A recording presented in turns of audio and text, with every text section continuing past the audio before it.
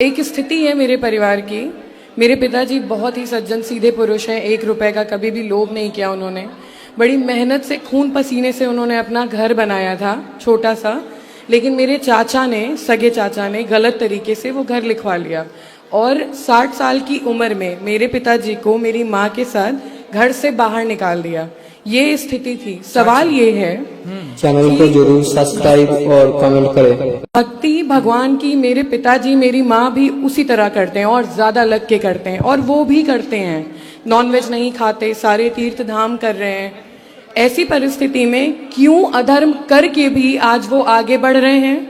शरीर में कोई रोग नहीं है, हर तरीके से आगे बढ़ रहे हैं। और मेरे माँ बाप जो शुरू से लगे हुए हैं भक्ति में, दान दक्षिणा में, आज बेघर होके किराए के घर में रह रहे हैं और दर दर की ठोकर खा रहे हैं। ऐसा क्यों होता है गुरुजी?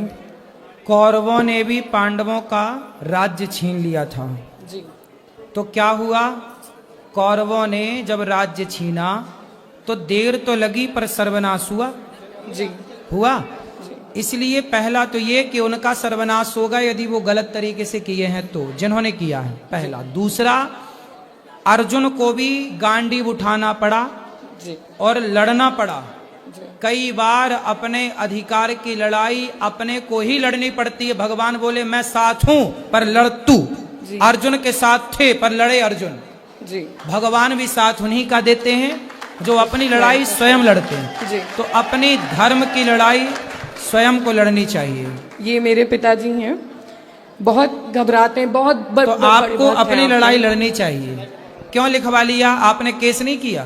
केस चल रहा है गुरुजी, केस करा हुआ है, लेकिन वो पावरफुल हैं, पैसे देते हैं, आगे बढ़ रहा है। कोई बात नहीं, ईश्वर के आगे रावण का पावर टिका कि तुम्हारे चाचा का टिक जाएगा। बस यही इनको समझाना है। सर्वनाश जब होता है ना, तो दुर्योधन का देख लो क्या हुआ, रावण का देख लो क्या हुआ।